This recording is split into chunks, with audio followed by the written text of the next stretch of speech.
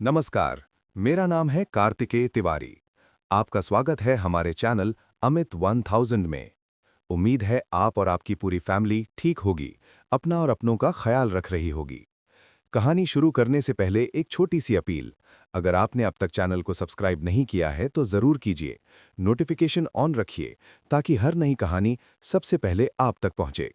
कई बार क्राइम से ज़्यादा दिलचस्प उस क्राइम की इन्वेस्टिगेशन होती है, क्योंकि एक वारदात तो एक पल में हो जाती है, लेकिन उसे सुलझाने में पुलिस को दिन, हफ्ते, महीने, कभी-कभी सालों लग जाते हैं। आज की कहानी एक ऐसी ही बेहद नायाब और शानदार पुलिस इन्वेस्टिगेशन की है। कहानी की शुरुआत साल 2012 कर्नाटक के पुत्तूर जिले में एक नए एसएसपी की तैनाती होती है। उनका नाम था एस.डी. शरणप्पा। चार्ज संभालते ही उन्होंने जिले के सभी थाना प्रभारियों की मीटिंग बुलाई और साफ कहा, मुझे आपके थानों के सबसे पुराने अनसुलझे केस चाहिए। अब हमारी प्राथमिकता पुराने केस सुलझाना होगी। पुरानी फाइलें निकाली गईं, धूल झाड़ी गई और एक-एक केस फिर से देखा जाने लगा।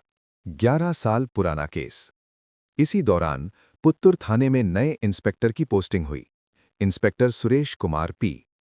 उन्होंने एक केस चुना जो 2001 का था, यानी 11 साल पुराना मर्डर केस।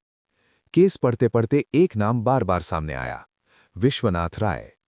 क्या हुआ था 2001 में? 7 जून 2001 मल्लिका राय नाम की महिला पुलिस स्टेशन पहुंची। उसने बताया, मेरे पति विश्वनाथ राय 2 दिन से घर नहीं लौटे। विश्वनाथ राय एक फाइनेंस कंपनी के मालिक थे। उनके साथ उनका मैनेजर विश्वनाथ शेट्टी गया था। मैनेजर ने फोन उठाया लेकिन पति से बात नहीं कराई। लाश मिलती है 11 जून 2001। एक दूसरे पुलिस स्टेशन के इलाके में एक लावारिस लाश मिलती है। शिनाख्त नहीं हो पा रही थी, लेकिन शर्ट के कॉलर पर लिखा था सिंधु पुत्तूर 2376। मल्लिका को बुलाया गया। उसने कपड़े पहचान लिए। वो लाश विश्वनाथ राय की थी। पोस्टमार्टम में साफ हुआ ये कत्ल था। शक किस पर?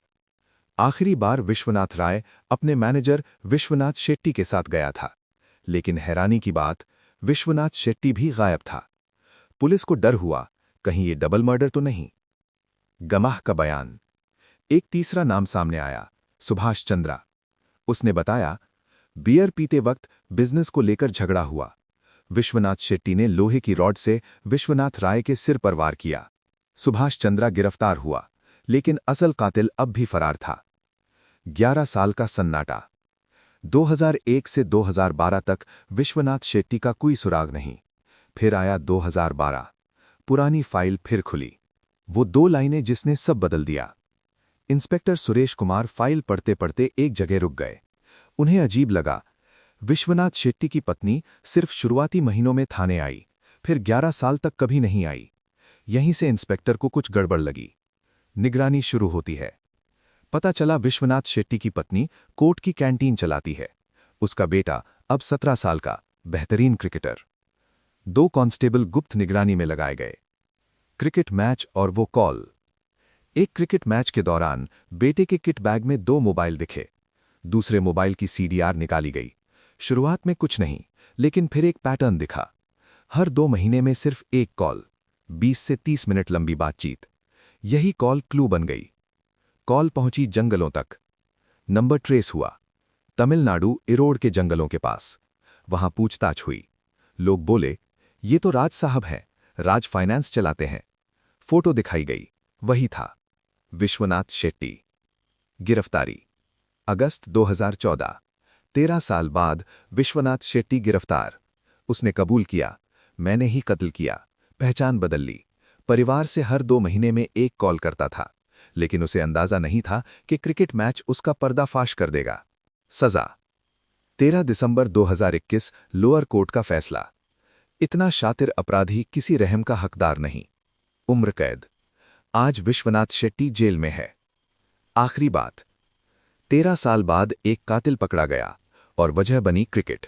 यही है पुलिस इन्वेस्टिगेशन की ताकत। कहानी में इतना ही।